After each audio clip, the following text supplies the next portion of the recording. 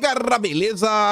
Como é que vocês estão? Meus amigos, mais um dia de muita confusão e desgaste para o Lula. Foi amplamente criticado em vários assuntos e tá com uns problemas sérios para resolver. Quero abrir o vídeo de hoje comentando sobre o clima em Brasília. Ontem vocês devem ter acompanhado, tivemos o julgamento do marco temporal. Quero falar sobre isso, quero falar sobre a tal paralisação, do legislativo, que eu acho que as coisas não são muito bem como vem sendo comentado nas redes sociais. Não é simplesmente uma questão que envolve um embate entre legislativo e judiciário. Tem mais coisas acontecendo. Na verdade, tem uma confusão entre o Lira e o Lula. E a gente vai comentar sobre isso. Quero falar também sobre o Haddad, o receio que ele também está no Senado. E quero mostrar como foi a reação e o que deve acontecer aí, nos próximos dias, os próximos passos em relação à questão do marco temporal. Depois disso, vamos entrar em críticas das mais diversas, tanto por parte do consórcio como por parte da esquerda. O Dilma veio acumulando alguns desgastes. Quero mostrar para vocês algumas coisas que aconteceram ontem, ainda no âmbito do caso da Aniele, mas coisas interessantes mesmo, que inclusive vão nos levar de volta a 2022 e todo aquele apoio que as democracias internacionais, em especial os Estados Unidos, deram para garantir que no Brasil o amor ia vencer e a democracia iria triunfar. Além disso, tem outras críticas vindas da esquerda. Enfim, tem muita coisa, não quero adiantar, porque senão vai ficar sem graça, vocês vão entender por quê. Para depois entrarmos no âmbito da economia. Ontem o dólar voltou a subir, passou de R$5. O cenário futuro para o Brasil é complicado, porque está acontecendo algumas coisas fora do Brasil. Além disso, tem a questão da dívida pública, que voltou a subir, mas outros indicadores que mostram que o Brasil vem marchando de forma acelerada para o buraco. Ainda tem mais algumas coisinhas extras para depois falarmos sobre Bolsonaro. Algumas notas que saíram ontem falando sobre 2026, falando sobre a direita brasileira, enfim, muita coisa. E vamos que é para tempo de comentar sobre tudo. E vejam só, Lula estica a corda e Lira anuncia obstrução na Câmara. A turma se juntou, falou, não, amanhã a gente vai travar tudo, etc, tudo mais. Obviamente tem essa movimentação. As frentes parlamentares como um todo, assinaram lá um documento, também um Partido Novo, o próprio PL, o Partido Liberal. Só que o Estadão começa a trazer umas informações extras, falando o seguinte: o Arthur Lira anunciou nesta quarta, no grupo de mensagem dos líderes partidários, obstrução na casa. A informação lacônica foi enviada às 10 da manhã, após um dos integrantes perguntar sobre a reunião do Colégio de Líderes, que decide as pautas que irão a plenário. E pela segunda semana consecutiva, o encontro não será realizado. Com isso, também não há projetos pautados para a votação. Integrantes da base aliada do governo Lula entendem que se trata de um boicote de Lira, que está em mais um embate com Lula. E qual o embate? Em relação ao quê? Caixa Econômica Federal, cargos. Lira, diz interlocutores do PP, ficou irritado com a declaração mais recente do Lula, que esticou a corda em relação ao prazo para nomeações e disse não está disposto a mexer em nada agora. Vocês vão ver qual foi a delação do Lula, a gente já vai mostrar. Quando adotou essa postura na reforma ministerial, de querer peitar o Lira, Lula saiu perdendo e teve de ceder mais do que queria. O preço subiu e a fatura ficou muito maior do que se o Lula, desde o princípio, tivesse entregado o que o Centrão pediu. A leitura política da oposição ao grupo aliado ao Planalto foi de que o petista perdeu o timing da negociação. Agora consideram cedo para apontar um desfecho, mas por enquanto nada de votações na Câmara. Mas ontem teve votação. Mas vejam só, o que incomodou o Lira foi essa fala aqui do Lula, foi no dia 25, então 3 dias atrás. Ele, todo pimpão, falando aí com a imprensa, ali Lula sobre relação com o Centrão. Não estou disposto a mexer com nada. E qual seria essa mexida? Cargos, indicações, fazer mudanças, tirar lá a mulher que está na Caixa, colocar a turma do PP, e não é só o PP, são outros partidos, porque o Lira meio que já tinha feito uma promessa, que ia ter espaço para União Brasil, ia ter espaço para o PSD, ia ter espaço para republicanos. E aí o Lula está se achando o miseravão. Tanto que o Metrópolis fala, presidente Lula respondeu sobre possíveis mudanças na presidência da Caixa Econômica Federal, que tem cargo na mira do Centrão. Aí, no dia de ontem, tivemos mais algumas notícias, depois daquela do Estadão, já às 4 horas da tarde, ali, o bastidor publica, a revolta vai além. O combinado era que nessa semana Lula iria anunciar as mudanças no Banco Estatal, ou seja, na Caixa. Mas como mostrou o bastidor, o presidente mandou um recado público a Lira, dizendo que só ele pode mexer nos cargos do governo federal. O que não é de bom tom, né? Vai passar um recado, ainda passar um recado via imprensa, eu acho que pega mal. O presidente da Câmara já havia anunciado a líderes do Centrão que Lula havia determinado que as vice-presidências da Caixa não ficariam somente com o PP, mas também com outros partidos. Nomes para os postos já começaram a circular entre o Congresso e o Palácio do Planalto. A turma já estava fatiando o bolo. Fatiando o bolo e o Lula não quis. Ele falou, não vai fazer isso aí não? Então a gente vai causar confusão. O PSD, que já externou insatisfação com o espaço destinado à bancada do partido na Câmara no governo, voltou a cobrar por espaços na Funasa. E aí que a nota diz, a vingança do Centrão foi pegar carona na obstrução das bancadas evangélica, ruralista, devido às votações do judiciário, e aí vamos pegar carona. Vamos dificultar, vamos aproveitar esse sentimento dos conservadores, da bancada ruralista, a turma que tá chateada com várias pautas, não é só o marco temporal, tem o meu corpo, minhas regras, tem aquela coisa, né, que deixa esse biruta da cabeça. Não, vamos botar aqui o bonde, porque quando você obstrui, além, né, da questão não avançar e você forçar o Pacheco e o Lira a colocar as pautas de interesse para poder votar, se não for, não vota. Além disso, você faz uma pressão com o governo, que o governo tá com algumas coisas aí urgentes. Tem a questão do desenrola, que entra em termos de MP, o Haddad quer botar pra andar, tem a reforma tributária, e tem outras agendas aí que são cruciais para o governo tentar diminuir o rombo do ano que vem, porque zerar o déficit, pode esquecer, não vai acontecer. No final do dia, o governo até resolveu dar uma cedida para ver se amolecia o coração do Lira, e aí a obstrução desapareceu. Olha, o governo propõe MP que abre crédito para ruralistas e bancada suspende a obstrução. A bancada que prometeu obstruir tudo. Tá, beleza.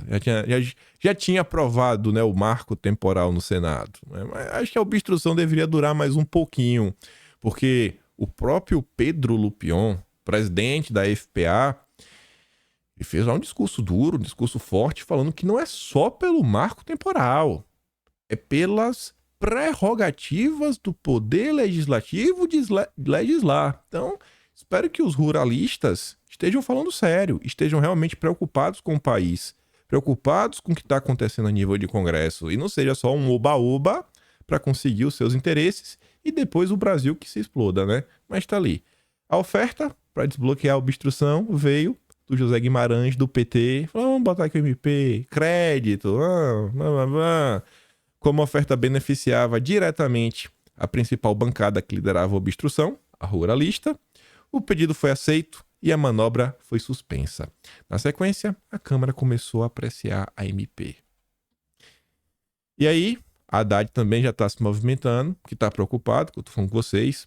Tem a questão da reforma tributária crucial para o governo e tá ali, Além da Câmara, o Senado também preocupa a articulação política do governo. Na casa estão duas das prioridades de Lula para os próximos dias: tributária e o desenrola.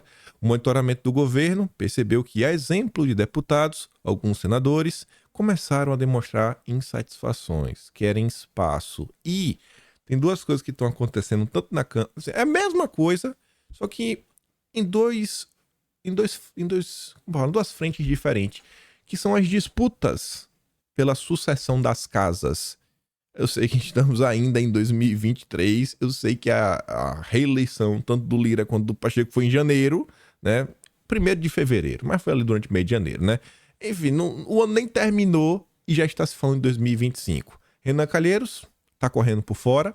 Renan Calheiros vem fazendo pressão no governo com uma possível CPI da Braskem, porque ele já tem as assinaturas. Outro que está correndo por fora e quer assumir a presença do Senado é o Alcolumbre, e está cobrando mais espaço, está achando pouco que ele já tem, e a Alcolumbre está sentado na CCJ. Assim, se de um lado o governo não quer uma CPI na Braskem que pode mirar na Petrobras e ser um desgaste pro Lula, o Alcolumbre está na CCJ, que é onde passa as sabatinas. Então, o Lula está com dois problemas. Ele vai apoiar quem? Vai colocar um pé em cada canoa? Eu acho que não vai. Então, está preocupado com isso. Na Câmara tá confusão. Marcos Pereira tá sentado no colo do Lula, crente abafando, que vai ter o apoio dos petistas do governo, vai ser o próximo presidente da casa. Do outro lado tá a turma do Lira. Quem tá emplacar o Elmano Nascimento ou alguém do próprio PP. É confusão. E aí vai pra onde? Não sei. O que eu sei é que você abre os jornais, lê as notícias e ninguém tá preocupado com o Brasil. Ninguém não. Tem alguns deputados, mas são minoritários. São os deputados que realmente estavam preocupados com a questão do marco temporal. São os deputados que ainda estão preocupados com outras pautas, que eu acho que não são do interesse do cidadão brasileiro. Eu cumpro minhas regras, discriminação de coisa ruim e várias tantas outras que podem ser jogadas nos próximos dias. Mas vamos continuar. Teve a votação, votou 43-21 ou 43-23, mas foi isso daí. Quase não passava, né? Se me engano, o PL precisava de maioria simples, mas pelo menos conseguiu mais de 41 votos, né? Para ter certeza. Por 2 votos a mais. Tive alguns senadores que eu acho que votariam a favor, mas não estavam presentes, então talvez exista quórum no Senado. Se uma PL não for suficiente, precisa de uma PEC. Passa do mesmo jeito, mas ainda assim foi mais do que o dobro de votos, né? Que é quem não queria aprovar. E achei interessante aqui uma postagem do Aldo Rebelo, porque ele fala assim, ó. O judiciário arrastou o governo para o pântano e para a derrota no marco temporal. O que se viu foi o PT isolado, diante de um Congresso que descobriu, antes tarde do que nunca, que o congressista presta juramento à Constituição e não ao judiciário. Eu achei interessante quando ele fala, ó, arrastou o governo para o pântano. Isso não é a primeira vez. O governo saiu desgastado, pelo menos perante a opinião pública, e se você olha para o consórcio ele está dividido, a Globo é 100% essa agenda, né? Agenda verde, a Globo é 100%. Mas você vê que, por exemplo, o Estadão acha que essa questão do marco temporal, cara, tinha que manter do jeito que estava. Tinha que manter como estava na Constituição. O judiciário está passando do ponto. E assim como teve aquela decisão lá da Lava Jato, essa última, lembra lá que o ministro deu, ó, esquece aí os acordos.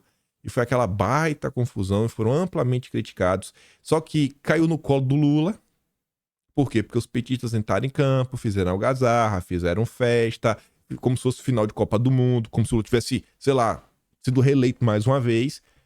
Essa questão do marco temporal tá caindo no colo do Lula. Porque, mais do que tudo, agora ele vai ter que decidir. Agora ele vai ter que decidir. Se o Lula tivesse realmente entrado em campo lá atrás, falado pra galera, ó, vocês aí, não legisla, deixa pro legislativo, deixa ficar lá. E não, o Lula não entrou em campo, a turma tá lá, o Lula não tá nem aí para o equilíbrio dos poderes, ele tá preocupado com o equilíbrio dele, nem isso ele tá, ele tá preocupado de viajar. A temperatura subiu de um lado, o legislativo subiu de outro, e agora o Lula vai ter que decidir. E aí? Se ele vetar, ele vai ser criticado porque vetou. E tem setores da esquerda que são refratários. O Lula vai ter problema com a base. Se o Lula não vetar em sancionar, ele vai brigar também com outra parte da esquerda. Então, assim, ele trouxe a confusão pro colo dele. Agora que ele arca com as consequências. Mas, enfim, tá ali, ó. Lula vai vetar. Diz o Randolph. Lula vai vetar o projeto. Se for aprovado, foi aprovado. E aí o Randolph ainda fala o seguinte, ó. Se for aprovado no plenário, além do veto presidencial, o senador disse que, como a corte rejeitou a tese do marco temporal e a considerou como inconstitucional, entidades podem recorrer à corte que decretará que a lei é nula. Ou seja, Randolph Rodrigues está falando assim, ó, se os zongueiros acionarem o judiciário, é tudo nosso, nada deles, porque o judiciário já falou que é inconstitucional. O Randolph Rodrigues faz um apelo aos zongueiros. Esse é o nível dos nossos legisladores. Aí depois ele volta, né? Depois que foi aprovado, vem chorando.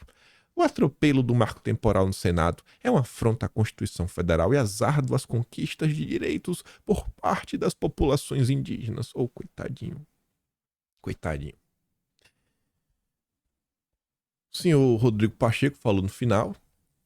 A preocupação do Pacheco, não se enganem, não é com o marco temporal. Ele não está preocupado com isso. A preocupação do Pacheco é a preocupação do Alcolumbre e do Renan Calheiros. Ele já está preocupado com a sucessão. Está preocupado com isso. Ele, inclusive, ele sabe que por Supremo ele não vai mais, mas ele não descarta, quem sabe, uma cadeirinha no TCU, sabe? Porque, não sei se vocês sabem, o TCU é composto por indicações da Câmara, indicações do Senado, o último do Senado foi a Anastasia, então o Pacheco não, ele não acharia de todo mal. Até porque vocês acham que o Pacheco tem condições de se reeleger senador por Minas Gerais? Nossa, foi assim, foi um golpe de sorte, né?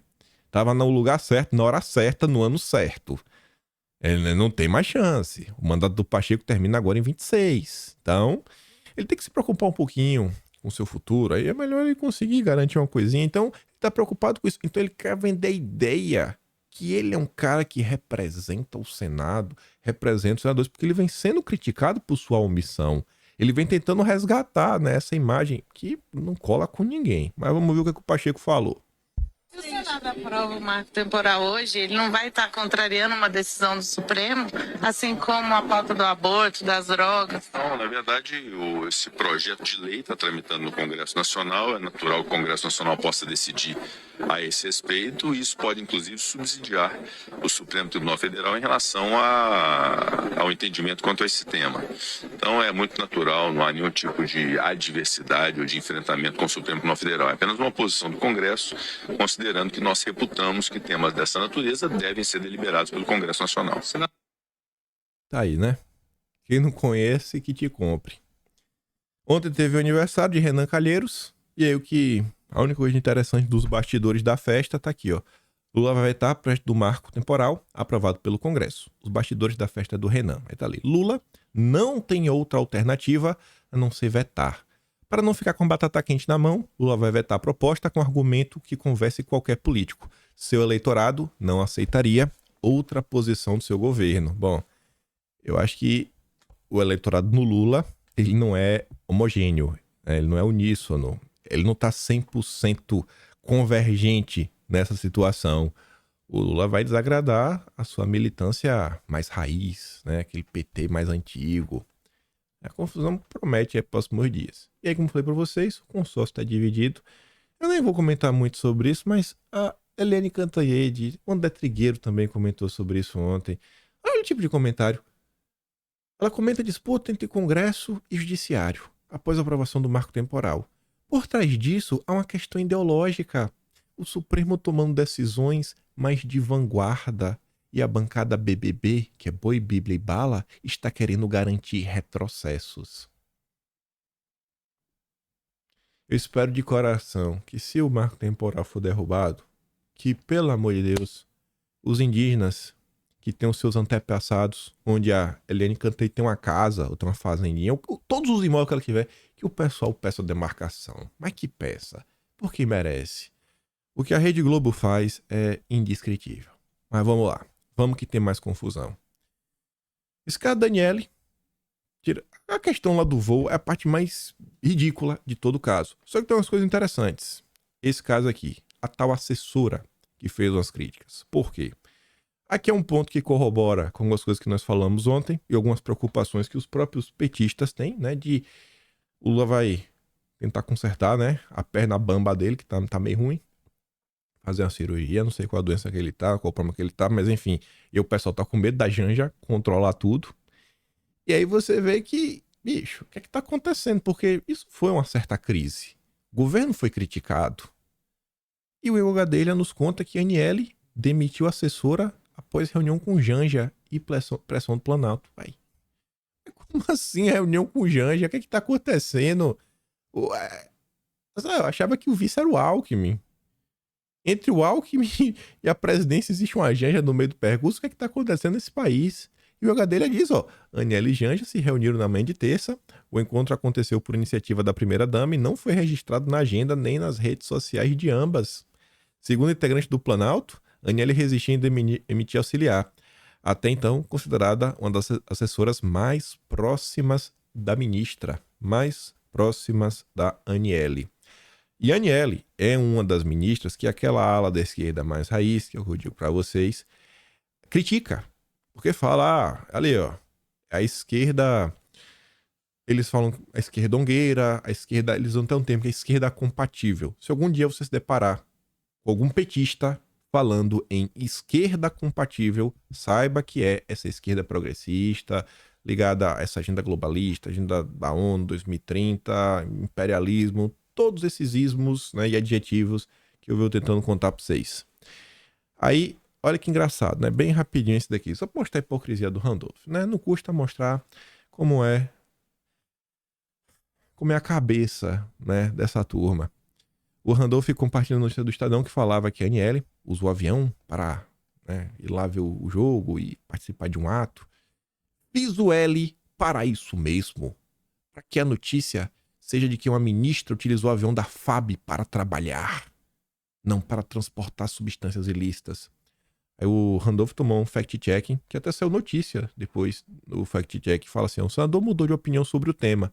No dia 6 de maio de 2020, no governo anterior, ele declarou textualmente que considera o uso de aviões da FAB por autoridades e ministros um escárnio. E tá aqui, ó. A utilização desenfreada de aviões da FAB por autoridades é um escárnio? Não importa se é presidente, ministro, presidente do Senado, Câmara, o dinheiro público deve ser respeitado e não basta restringir para alguns, tem que cortar para todos. E aí? Um hipócrita, né? Mas isso aqui também não é tão importante. Isso daqui é. Essa é a assessora da Aniele. Eu falei, nossa, eu não acredito. Quem poderia imaginar a esquerdongueira sendo revelada? Eu tava lá no Twitter ver a postagem, porque o Rômulo Maia postou. Rômulo Maia não é um cara da direita, já falei pra vocês algumas vezes. É o cara do Duplo Expresso, né? Ele tem um canal dele, jornalista. Aí bota ali, ó. Não dá pra dizer que ele não tem sorte. Justo na hora de enfrentar o lobby das ONGs, veio a calhar que um dos zongueiros colocou os pés pelas mãos. E ele colocou ali a nota do Brasil Office, né? Que é o Washington Brasil Office. Dando aqui um zoom, ficando melhor. Estamos nos reunindo com senadores, deputados e também membros do Departamento de Estado em Washington. E essa reunião era para fazer o quê? Nosso objetivo é fortalecer o sistema democrático brasileiro, buscando reconhecimento sobre a eficiência e a confiança do nosso processo eleitoral. Eu não vou colocar aqui a notícia do Financial Times contando, né, como os democratas ajudaram a garantir a democracia no Brasil. Não, a democracia venceu, derrotamos Bolsonaro, né, Bolsonaro golpista. E já falei sobre o pessoal do Washington Brasil Office algumas vezes. Quando você olha os parceiros, inúmeras ONGs, inclusive as ONGs do Soros. Quando você olha os seus embaixadores, John Willis, do VVA, Daniela Mercury. Quando você pensa também no Washington Brasil Office, esse tipo de reunião, a primeira vez que a gente comentou sobre essas reuniões foi no final de março de 2022. Acho que foi dia 25 de março. Eu acho que foi. E foi uma nota que eu encontrei da Comissão Arnes, falando, não, tivemos aqui uma reunião. Na época não foram nem com os senadores, nem com os deputados. Foi uma reunião prévia. Foi a reunião que começou a desenhar esse movimento que foi crescendo ao longo de 2022 para garantir a democracia. Tudo pelo amor, tudo pelo amor. E a reunião falava, não, membros da Comissão Arnes, com o artigo 19, com a acho que era a Conectas que estava, a Fundação Perseu Abramo também estava, né, os intelectuais do PT. E aí falava, não, estamos aqui organizando. E quem cuidou, né, de organizar esse evento, este encontro, foi o Washington Brasil Office. Aqui foi o Washington Brasil Office de novo. No dia 8, o Biden falou alguma coisa, fez um tweet na época, no dia 8, mas não sei se vocês vão lembrar. Teve também uma declaração conjunta de parlamentares americanos com parlamentares brasileiros contra o que estava acontecendo, né? A favor da defesa do Estado Democrático Brasileiro. Quando aconteceu isso, se eu não me engano, foi no dia 10 de janeiro que saiu uma nota do Estadão repercutindo esse comunicado em conjunto, né? Parlamentares do Brasil com parlamentares dos Estados Unidos. E a nota do Estadão deixava claro que esta iniciativa também foi graças ao Washington Brasil Office. E eu faço questão de comentar sobre tudo isso para quê? Porque assim como a gente está discutindo no Senado, na CPI das ONGs, toda essa interferência internacional, essa pressão internacional para tentar moldar o Brasil, você vê que no governo Lula, olha quem que tá aí. Olha quem tá dentro do governo Lula. Vejam como são as coisas. Então, assim, discutir sobre soberania nacional é mais do que urgente. É mais do que urgente. Quando a imprensa faz piada com os bolsonaristas, né? Os patriotas, o patriotismo é mais do que urgente. É mais do que urgente. Não sei nem como descrever.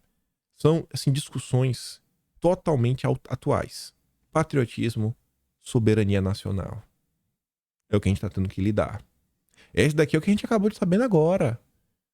Quantas outras assessoras, assessores, secretários do segundo, terceiro, quarto escalão que a gente sequer escuta falar, mas que tem ligações com esses grupos?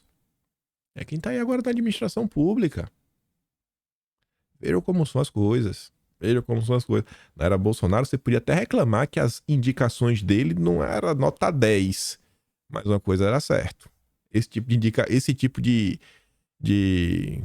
grande funcionário, né, público, que tem muito a acrescentar, isso aqui você não achava. Realmente, o governo Bolsonaro era muito ruim. Gente desse quilate não aparecia. E, além dos nossos zongueiros internacionais, também temos apoio dos nossos grandes capitalistas, nossos grandes burgueses nacionais. Vejam só como são as coisas. Danilo Thomas, outra pessoa de esquerda, mas esquerda. Daqueles que, quando trata de Bolsonaro, é na histeria. Nós por nós, que eu saiba, os Setúbal, né, são brancos paulistas, donos de uma holding que, entre outras coisas, tem o maior banco do Brasil. E ele tá falando sobre o quê? Setúbal, maior banco do Brasil. Ele tá compartilhando um cara ali que colocou um print da Marcele, né, que foi a assessora da Daniele, que foi demitida, essa que a gente acabou de falar, um print dela de 28 de dezembro de 2020, que ela disse que ela foi uma das 31 lideranças do Brasil selecionadas no edital Caminhos da Fundação Tide Setúbal, da nossa gloriosa Neca Setúbal. Setúbal, sim, dos donos do Império Itaú Unibanco. A Neca Setúbal, inclusive, tá no conselhão do Lula, né? E é assim, ó, com a Marina. Sim.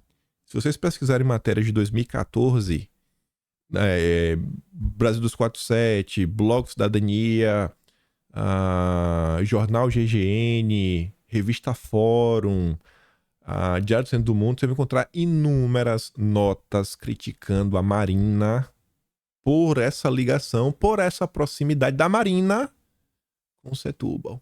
Mas olha só, né? Agora tá tudo de boa, tá tudo bacana. O Haddad também, viu? O Haddad também gozava, né? Do apreço do Setúbal. Era meio criticado pela esquerda naquela época, né? Mas agora tá tudo de boa. Agora tá tudo liberado. E é também mais o que eu reforço com vocês, né? Que olhar este governo Lula apenas com aspecto foro de São Paulo comunismo. Gente, tem isso? Tem, mas sem sombra de dúvida. Lula continua adorando Maduro, Argentina, os Kirchner, né? A turma lá da Eurásia. O Lula continua adorando todos, mas na bola dividida, tá aí, ó. Esse é o norte do governo Lula. Mas vamos continuar. Essa nota do Estadão eu achei muito interessante também. E mais algumas coisas que aconteceram no dia de ontem. Eu falei que eu não queria adiantar nada lá na introdução. Por quê? Começa a aparecer na imprensa algumas teses, algumas coisas que você vê que...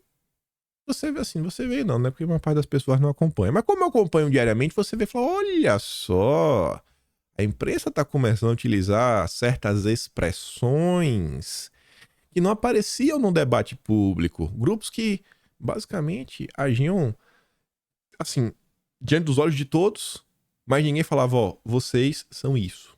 Nunca chamava pelo nome. É tipo fora de São Paulo, né? Aí lá, todo mundo ficava quieto. Não, ali nem existe. Eu chamava de teoria da conspiração. Igual com a lacração, quando você falava lacração, marxismo cultural, você lembra? Não, isso é maluquice. Teoria de doido. Não que existe um marco. Não existe isso não. Hoje, falar de lacração woke é a coisa mais comum do mundo. Tá no mundo inteiro. Aí tá ali, ó. Por prejudicar o governo, a assessora demitida não teve proteção nem dos identitários. Na hora que eu li a manchete, eu falei, identitários? Olha os termos que já estão começando a aparecer nas manchetes. Então, Olha só, a própria imprensa já está começando a dividir a esquerda, nem dos identitários. Ah, então assim, tem algumas alas, inclusive olha só que interessante. Em um governo de esquerda, que se considera inclusivo, Marcelo foi vítima de uma certa soberba ilusória que alguns integrantes do movimento identitário tinham até esta terça, de que deveriam ter prerrogativas em relação ao resto da sociedade devido a um passado histórico de violência, privações e preconceitos por diversas coisas, a que se desdobrou em desigualdade social. Ao acreditar na imputabilidade, era uma quimera. Desculpa, acreditar na imputabilidade era uma quimera, não era mentira, era um sonho. Marcelo não caiu por desvios de recursos ou qualquer irregularidade, mas por um brutal erro de cálculo político. Achar que uma despretensiosa postagem em redes sociais dentro de um avião estatal ficaria anônima, impune. E isso não aconteceu. A moça virou uma unanimidade nacional de estupidez. Ela começou a ser atacada por todo mundo, inclusive de gente do centro, da esquerda e também vocês que perguntam, né, por que o consórcio não fala de extrema esquerda e da extrema esquerda? Você vê como os ares estão mudando? Até a extrema esquerda agora começou a surgir nas notas da imprensa. Foi ridicularizada e idiotizada até que sua queda foi anunciada para que sua chefe, a ministra, né, Aniele Franco, fosse poupada do desgaste. Nem mesmo vozes do movimento identitário se levantaram por Marcele.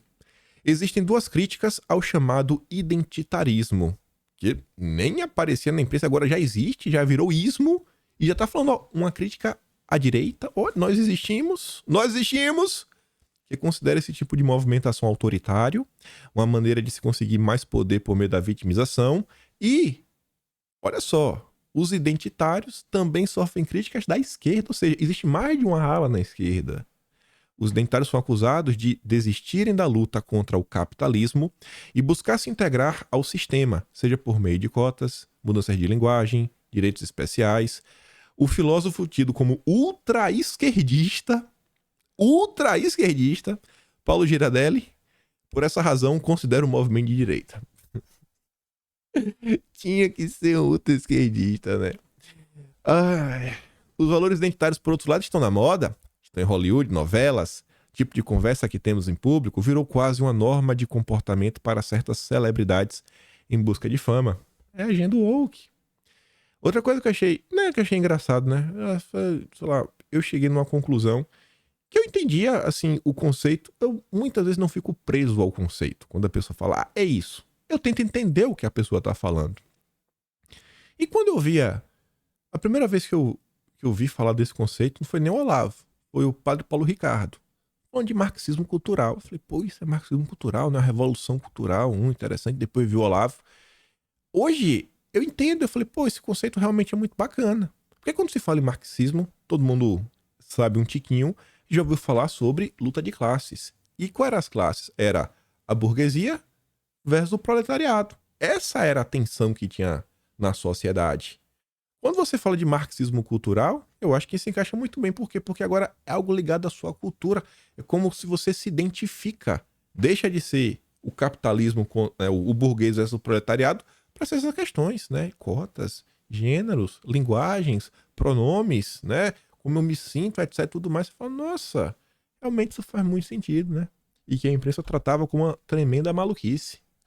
As campanhas de cancelamentos promovidos pelos integrantes desse tipo de movimento também têm causado certo ressentimento de parte da sociedade. Um clima de certo receio de que, caso se descumpram as regras ditas e não ditas pelos militantes, né, a consequência pode ser avassaladora. Mas, nisso tudo ficam duas lições para Marcele. A primeira fortalece a sua tese. Como não tem a proteção e o poder, por exemplo, de um homem rico e bem articulado como o Juscelino, né, que tá aí até agora, o Juscelino não apronta todo mês e não acontece nada. E a outra lição é que a tolerância pelo identitarismo das pessoas tem um limite, mesmo de quem diz que apoia os mais fracos. O erro da moça acabou por prejudicar o governo Lula e isso seria inadmissível. Não atrapalha o Lula. Atrapalha o Lula ainda é mais não atrapalhando, é mais importante que a agenda identitária. E antes de mostrar sobre não atrapalhar o governo Lula, tem uma postagem interessantíssima de ontem. Olha outra coisa que eu falei pra vocês várias vezes nos últimos meses. Eu falo, gente, o Brasil, ele tem uma tendência a seguir o debate americano com um certo atraso de 2 anos. Eu falei isso, eu falei, ó, lá atrás, Estados Unidos estava meio satisfeito com o establishment. Vem um outsider, vence, começa as discussões, que era a questão do Trump. E quando aconteceu no Brasil 2 anos depois, as pessoas insatisfeitas com o establishment, vem o outsider, leva, Bolsonaro. Tem muito mais similaridades. Estou sendo aqui para ser de ligeiro. Depois, temos que defender a democracia. Democracia não é democrata. Foi o caso do Trump. Passados 2 anos, que foi as eleições de 2022, a defesa da democracia. Depois você vê lá, quando perde, o caso do Capitólio. Quando passa aqui, confusão do dia 8. E aí o que eu tô vendo batendo na tecla? Falando, ó, pessoal, quando você olha o debate público nos Estados Unidos hoje, quais são as discussões? Soberania nacional, reindustrialização, emprego, tentar trazer de volta. Você vê o Biden tava lá com um bonezinho, reunião de sindicato, agenda verde, batendo na tecla do SG. Veja quem mais está crescendo no debate. O Trump ele deve levar as primárias. Mas quem vai dar rasteira no DeSantis daqui a alguns dias, que é governador, tá com a máquina na mão, é o Vivek. Com qual discurso? O discute anti-agenda SG, a favor da soberania nacional. Então, eu venho batendo na tecla falando, ó, eu acho que no Brasil o movimento que vai vir é esse. Vai se repetir. Eu acho que é a direção, o norte, que eu acho que a direita deve começar a entender e traçar. E aí você vê a imprensa brasileira começar a pontuar este assunto. Que até então, quando foi que você viu alguma nota? Quando foi que você viu algum jornalista falar de identitarismo, até dentro da própria direita? Eu conto um monte de maluquice pra vocês, porque eu fico ouvindo as discussões. Pra vocês, eu tento não consumir o conteúdo da direita. Porque eu sei mais ou menos o que a galera pensa. Não que não vai acrescentar nada, sempre acrescenta. Mas falo, não, deixa eu ver o que aqui tá aqui, o fora da curva. O que não tá na percepção das pessoas. Pare e pense nisso. O assunto tá crescendo. Não é a primeira nota velha que fala de identitarismo. Essa semana passada, trouxe uma da Folha de São Paulo falando sobre isso. Mas vamos continuar. Atrapalhar o Lula? Inadmissível. É inadmissível atrapalhar o Lula, né? Você vê, o Marcelo Rubens Paiva. Torcida branca que não canta, descendente de europeu safade, pior de tudo, pauliste. Escreveu a assessora de Arielle, Marcele Idiotti. Além de ser ignorante, comete coisa absurda.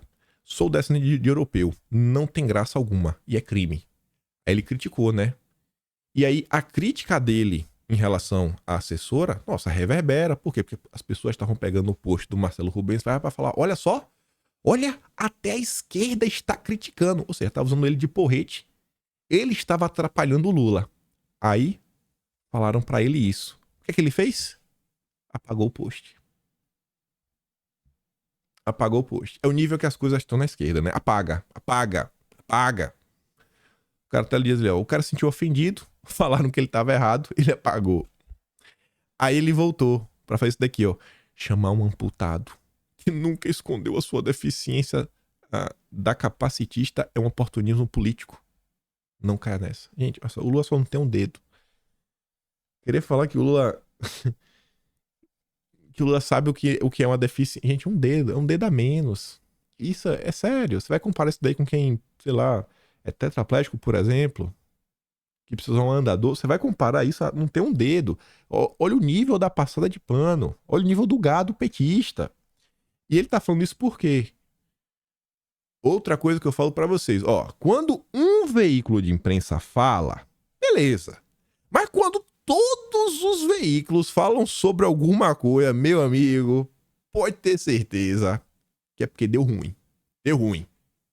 Saiu na Folha, saiu no Estadão mas valeu. Influenciador com deficiência que esteve com Lula na posse critica a fala capacitista do presidente. O Estadão, influenciador que subiu a rampa do Planalto na posse, critica a fala de Lula. Erro capacitista. E além de Folha, Estadão e a Globo. Até a Globo. Fala de Lula sobre os de andador, gera críticas de entidades e até da base aliada. Deu ruim, né? Tá dando desgaste, né? Por isso que o gato tá aí em campo. E para você ver que realmente causou desgaste, o Globo nos conta que o senador Flávio Bolsonaro compartilhou o vídeo e questionou se o autor da declaração fosse o pai, o ex-presidente Jair Bolsonaro, se haveria repercussão maior sobre o caso.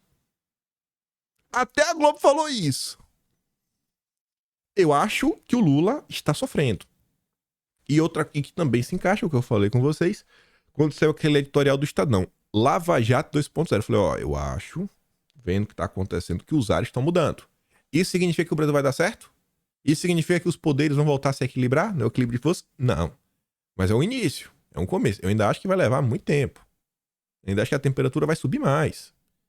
Mas eu não tenho dúvidas que os ares estão mudando um pouquinho. E acho também que se você para analisar, de quando acabou as eleições no ano passado até o momento, eu acho que Bolsonaro está no melhor momento dele, sem fazer nada.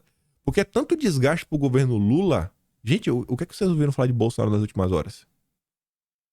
Vai ter mais confusão, pode ter certeza. Pode ter certeza. Quando tiver a delação do Cid, vai voltar. Mas o que vocês ouviram falar de Bolsonaro? Nada.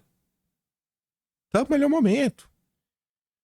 E eu acho que se tanto Bolsonaro quanto a turma da direita se organizar, acho que Bolsonaro até mais porque ele tem um capital político.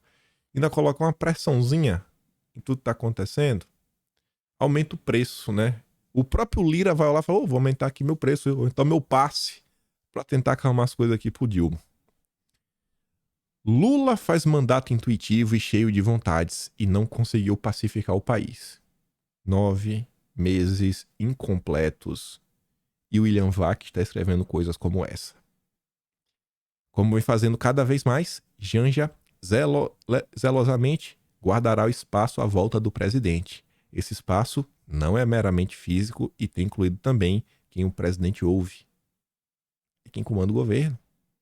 A credibilidade e a estabilidade que Lula promete aos agentes econômicos têm sido recebidas por eles com a expectativa de juros futuros mais altos e com a resignada certeza que terão mais e não menos impostos. Além da teimosa postura de confrontar o governo com a questão fiscal, acentuada pela dúvida se as autoridades estariam outra vez seduzidas pela criatividade contábil nas pedaladas no trato das contas. No geral, se era mesmo uma vontade de Lula pacificar o país, até aqui ela não se cumpriu. Ao contrário, a divisão que saiu das urnas aprofundou-se e não diminuiu. Aí vem um blog de cidadania, né? É os blogs petistas. Ó, veja o tom. O primeiro foi das 9h56 do dia 26, né? E os outros dois de ontem. E teve mais postagens. Então, olha a quantidade de postagens de um blog que deveria trazer as notícias da esquerda. Olha a quantidade de notícias chamando a esquerda pra terra. Parem de criticar o Lula. Gente, as coisas não estão boas. Olha como tá... Acho que serve pra medir a temperatura. Quando as esquerdas... Quando as esquerdes... Quando as esquerdes entenderem que quando Lula e o PT estão sob ataque, todos os progressistas e trabalhistas deste país também estão sob ataque. Leia progressista identitários, wokes, leia trabalhistas, esquerda raiz, comunistas, ala mais nacionalista da esquerda. Ele tá falando, vocês aí, esses dois grupos, se o Lula sofre, vocês dois sofrem. Ele tá pedindo a união da esquerda. Para vocês aí que digam, não divida a direita. Vocês já viram a esquerda brigar entre si? Já. Vocês não estavam falando isso. Se você for mesmo de esquerda, põe a cabeça para funcionar e lembre-se do que houve após derrubarem a Dilma e prenderem Lula. Não ajudem militontos a destruir o país de novo. A quem pergunta aos irmãos Bolsonaro porque a família, ele não usa família, não é pior, parou de atacar Lula, eles respondem que a esquerda caviar está fazendo isso por eles e com mais ferocidade. Parem de dividir a esquerda. Olha o que está acontecendo, Caos e confusão. O Dilma não sabe o que fazer. E como eu tô falando, como ele trouxe a decisão do marco temporal pro colo dele, ele vai desagradar alguém.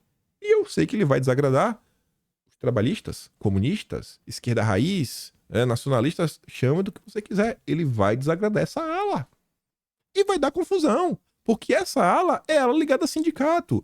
É ela ligada aos movimentos de rua. É quem pode realmente, né, ir em campo para dar sustentação para ele. E ele tá brincando com quem não devia brincar.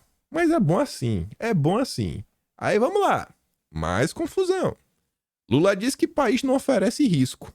Mas queda no investimento externo chega a 36%. Não tenho, não. Não, né? 36%. De acordo com os dados mais recentes do Banco Central, a retração dos investidores do exterior vem se acentuando desde o início da gestão. Os aportes externos líquidos, que é quando você desconta a retirada, na produção registraram a queda de 57% em relação ao mesmo mês de 2022.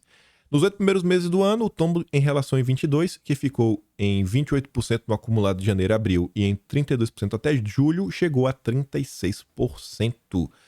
O saldo passou em 59,2 bilhões de janeiro a agosto do ano passado, na era Bolsonaro, para 37,9 bilhões em igual período em 2023. Saudade do Jair, né? Saudade do Jair, né? Dívida pública federal bate recorde e ultrapassa 6,2 trilhões. E não é qualquer recorde. Esse foi o maior valor registrado na série histórica do indicador, iniciado em 2004. A gente não sabe, ainda não era, né? Mas desde 2004, desde que começou a registrar, nunca o Brasil teve uma dívida tão grande. O Lula conseguiu, em menos de um ano, 9 meses incompletos. O governo Bolsonaro, em relação à dívida, foi o que entregou o mandato com a dívida menor do que quando pegou. E eu acho que nenhum outro governo fez isso na história. Reduzir, né, a dívida. Que ninguém fez. O Lula quebrou o recorde. E isso daqui é efeito cascata. Porque começa a passar a imagem para o exterior que o Brasil não tem condições de honrar as suas dívidas. Logo, a turma não vai querer colocar dinheiro aqui para comprar os títulos da dívida do Brasil. Vai tirar. Vai ficar sem investimento. E aí, para o Brasil conseguir ser atrativo, o Brasil vai ter que aumentar a taxa de juros. E taxa de juros, você sabe como é que funciona, né? É a sua parcelinha mais cara. É a sua parcelinha mais cara. É isso que as pessoas comuns têm que saber. A sua parcelinha vai ficar mais cara. E aí? E também falta espaço do orçamento, né? Porque pagar os juros da dívida faz parte aí do orçamento da União. Ih, rapaz! Fechar o déficit em 0 ano que vem? Meu Deus do céu. Confia. Hashtag confia. O temor do mercado depois do dólar voltar a bater a marca de 5. Tá com medinho, é? Dólar acima de 5. Petróleo chegando nos $100. Gasolina, diesel subindo. Meta fiscal desacreditada. Federal Funds em 5.000%, né? Lá o FED dos Estados Unidos. E podendo subir mais. Tornando mais atrativo colocar o dinheiro nos Estados Unidos que no Brasil. Você vai ter que aumentar os juros no Brasil. Inflação americana de 10 anos em 4,6. Será que nessa conjuntura toda o Copom realmente vai entregar mais 2 cortes de 0,5%? Até o final do ano? Acho que não. Acho que não. Lula quebrou o país. E agora o ponto é o seguinte, Lula quebrou o país, e agora? As pessoas querem solução. As pessoas não querem um discurso, né? A pessoa quer o discurso do sonho. E agora? E agora, parlamentares, os representantes, o que vocês têm a oferecer às pessoas? As pessoas estão com medo. Confiança da indústria recua em setembro. Não só em setembro, são 3 meses de baixa. O pior patamar desde julho de 2020. O pico do Mandetta. Lula! O que está acontecendo, Lula? Além disso, segurança pública, caos. Onda de violência na Bahia. Meu, não sei nem como escrever, né?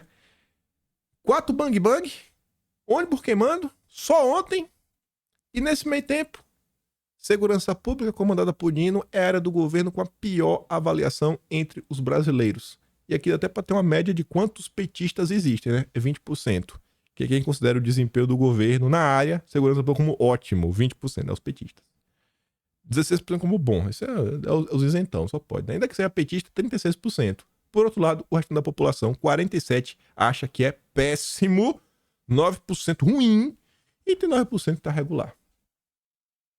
Tá horrível para 56% da população brasileira. E é um discurso que tá, assim, tá na mão da direita. É só surfar. Sempre esteve com a direita. Embalagem de produtos no mercado encolhe, mas o preço continua o mesmo. Lula, faça alguma coisa. Pedido de recuperação judicial batem recorde em agosto. O número é o maior deste ano. E a recuperação judicial, né? Falência aumentou 32,4% perante julho. Lula, faça alguma coisa. Ele fez. Aqui a preocupação do Lula, ó. Ana Moser ganha quarentena de R$41 mil por mês. Sabe por quê? Porque o órgão colegiado reconheceu conflito de interesses. Vai que ela tem muitas informações secretas, secretíssimas. Confia, né? A parte do esporte. Nossa. Meu Deus do céu. Isso aqui, normalmente, quarentena é pra fazenda, Minas, energia, os ministérios, que é uma coisa assim, mas tudo bem, né? Vamos, o Lula tá preocupado com seus amigos. A Petrobras, que não explora a margem equatorial, porque o Lula não deixa, nem a Marina, nem o cara cabeludo do Ibama, que tá aí na onda dos cataventos. Agora leva o MST. Aí eu te pergunto, o que é que tem a ver MST com Petrobras? Eu não sei. Eu realmente queria entender qual a relação do MST e a Petrobras.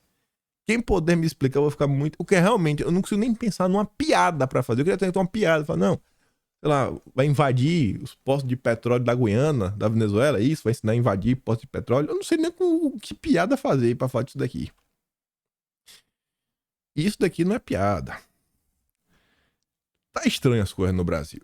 Tá estranha as coisas no Brasil. Falei no início que eu não queria adiantar nada. Porque senão você vai falar que é maluco, você vai ficar muito agoniado. Vocês vão ficar agoniados para ver esse áudio aqui. Se liga. Porque em todos os golpes que você vê na história, vão as Forças Armadas na frente e o povo vem apoiando atrás.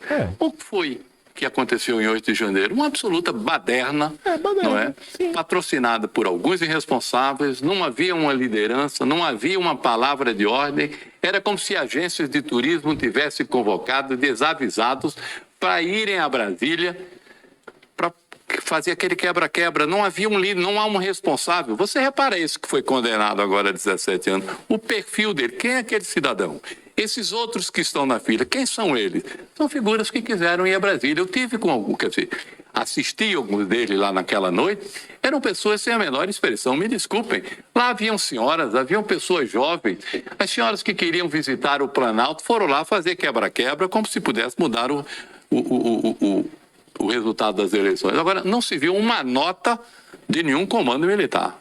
Uma nota de um general, uma nota de ninguém da reserva. A postura das Forças Armadas foi uma postura absolutamente irresponsável. O ministro da Defesa tá falando que não teve nenhum golpe. O que aconteceu onde não foi golpe de jeito nenhum, foi uma baderna. Foi vandalismo. Fiquei surpreso, viu? Vou mandar esse vídeo pra vocês lá no canal do Telegram. Mostra aí pras pessoas. E eu me deparei também com essa postagem. A nova república acabou. E não temos nada para colocar no lugar. As pessoas querem soluções. Gente, essa postagem não é aleatória. O Vladimir Aras, ele é parente do Aras. Era do Ministério Público. Além da UFBA, ele também dá aulas na IDP. A IDP é bem famosa. Não vou nem falar quem... por quê, né? Espero que vocês saibam por quê. E tá aí. Não é da ala bolsonarista, mas nem de perto do Ministério Público. Ou seja, é um cara conhecido aí no judiciário que tá falando isso. O clima no país tá ruim. E você tá vendo alguns comentários surgindo, dia sim, dia também, né? Para o Vladimir Aras estar falando isso, eu acho que muitas outras pessoas também estão comentando. Isso significa que o Brasil vai melhorar amanhã? Não, acho que vai demorar ainda. Mas os ares estão diferentes, né? A posição do vento mudou. E vamos que tem mais, vamos falar dele. Jair Messias Bolsonaro. Nas últimas horas, o Globo soltou 3 notas interessantes. Outros veículos também soltaram, mas eu peguei da Globo, né? A Globo foi bem honesta nas suas notas, fiquei bem surpreso, de coração mesmo. Tá ali, ó. Eduardo responde à alfinetada de Zema em Bolsonaro sobre não ter parente na política. Fomos eleitos. Bem justa, eu falei, nossa, tratou com certa justiça, né? Eduardo responde, Eduardo não atacou o Zema. Eu falei, meu Deus, Eduardo não atacou o Zema, foi só uma resposta. O que é que está acontecendo com a Rede Globo? Vocês estão muito moderados, viu? Calma, Rede Globo, tá muito moderado. Aí traz o tweet do Eduardo Bolsonaro, que ele fala, ó, vamos unir a direita, família para lá, negócio para cá. A propósito, eu e meus irmãos fomos eleitos, e bem eleitos graças ao Jair Bolsonaro. E o Eduardo coloca ali uma nota do R7 falando, ó, lojas da família Zema são flagradas abertas em meio ao lockdown. Então assim, parece que Zema dá um tratamento diferenciado, né, para a família dele. A outra nota, insosso e malandro. Carlos Bolsonaro se une a Eduardo e reage. Foi, nossa, reage. Não é ataque também. O pitbull do Bolsonaro não atacou ninguém. A Globo tá mudada, viu?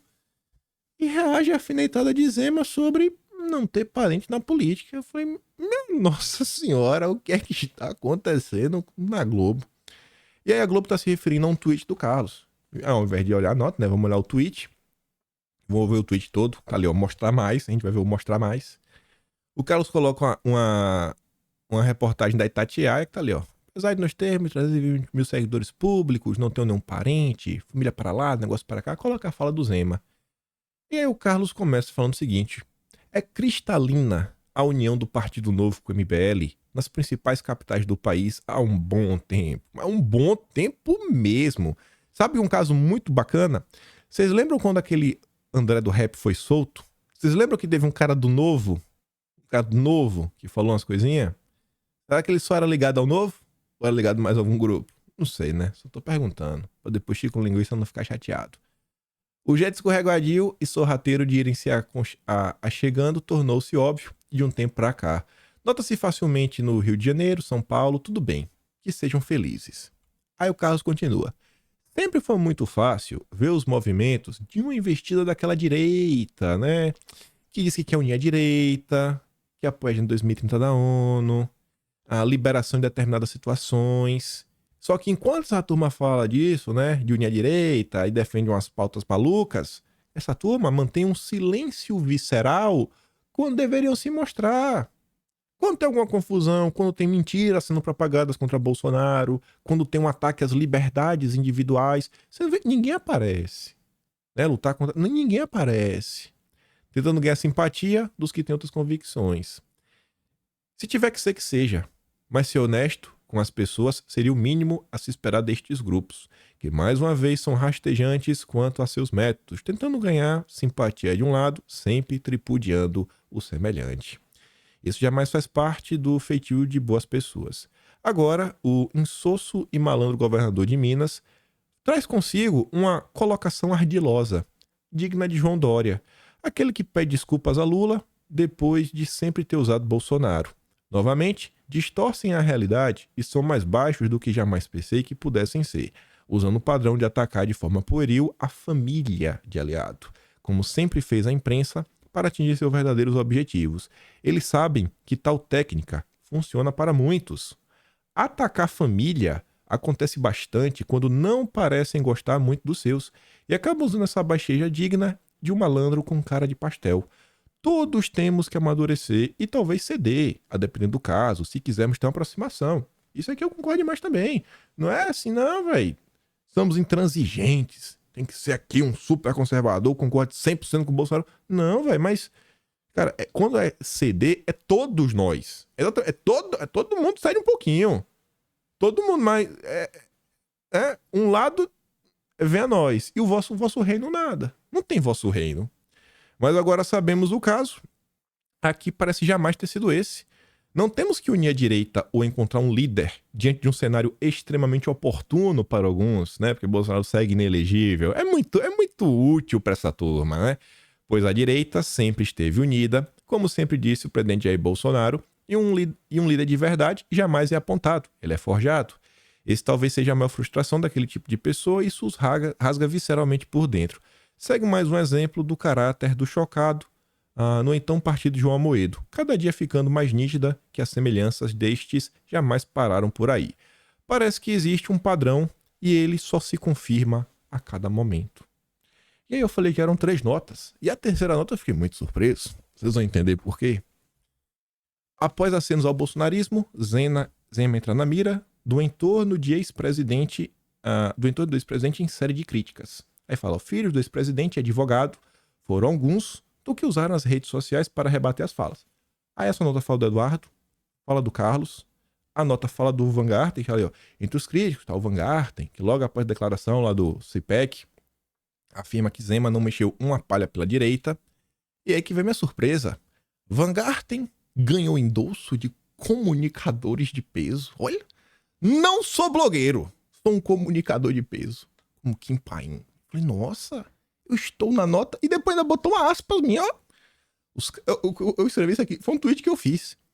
Os caras tratam bolsonaristas como radicais, extremistas, ultraconservadores, cristãos, reacionários, etc. Só pregam a união da direita na hora de receber os votos. E quando são criticados, né? Onde estavam nos últimos 4 anos para ajudar? É só vir a nós? Cadê o vosso reino? Criticou Paim. Eu critiquei mesmo, viu? Quero saber, é só vir a nós. Cadê ao vosso reino? Cadê, hein? Eu tô errado? Eu tô errado de cobrar o vosso reino? Eu tô errado de cobrar espaço? E eu critiquei, viu? Não ataquei não, viu? Eu não ataquei, eu critiquei. Eu estou surpreso. Por isso que eu vou falando. Eu acho que os ares estão mudando. Estou muito surpreso. 3 notas seguidas que não teve nenhum tipo de ataque. Não. Eduardo Bolsonaro reage. Carlos se une a Eduardo e reage também. Eu critico. Sem ataques. Comunicador de peso, não é blogueiro. E aí, nesse meio tempo, olha que engraçado. Partido Novo precisará mudar estatuto para filiar Dallagnol. Dallagnol já tá como certo, vai sair do Podemos, vai pro Novo. Ele já comunicou o Podemos, vai deixar legenda, vai se filiar no Novo. Tem um evento marcado dia 30, ó. Tentar trazer o discurso. Antes dessa nota sair, eu já falei pra vocês, ó. Sérgio Moro, aí, ligou para ex-ministro, falando de 26, colocando como opção, colocando Zema também como opção, falou até do Tarcísio também. Aí você vê que engraçado, né? Olha o Robin já foi na frente pra vir pavimentar, né? As movimentações de 2026. Porque Deltan não vai ser candidato em 24, mas vai trabalhar para ajudar a formar a base. Todo mundo tá trabalhando. Serginho Moro tá aí. Você vai ver. Já ele aparece colocando as garrinhas de fora. Do lado do Zema, do lado da terceira via, como quem não quer nada. Enquanto isso, tá ali já aí, ó. No meio do povo. E é por isso que o povo tem tanto inveja de Bolsonaro. Onde vai? É um monte de gente. Teve em São Paulo agora, dia 26. Saiu a nota, não sei se Bolsonaro fez um check-up. Acho que ele fez um check-up também. Fez um check-up e acho que se encontrou com os advogados de São Paulo. E aí no meio do percurso passou na São Paulo Expo. Aí tá aí, né? Um monte de gente sendo ovacionado. É engraçado, né? Bolsonaro vai em todos os locais. Sempre é bem recebido. Já o Lula, rapaz, tá escondido. Só passei em Washington e em evento controlado da Globo, né? Da CUT, desses locais. Mas enfim, o Lula é o grande, é o popstar do Brasil. Quem somos nós para criticar a popularidade do Lula, né? Junto o povo. Enfim. Vou mandar o vídeo do Pacheco, o vídeo do Múcio no Telegram. Se gosta do meu trabalho, passar no meu canal. Tem um Tony Valeu, tem o Pedro na inscrição, Teatros Brasileiro, kimpem.com.br, mas acima de tudo, compartilha este vídeo. Volta amanhã, porque eu quero estar aqui. E, gente, reflitam sobre todas essas coisas. Vejam os ares, vejam os termos que estão começando a aparecer no consórcio, veja como começa até a ficar similar ao que estava acontecendo nos Estados Unidos, em outros países.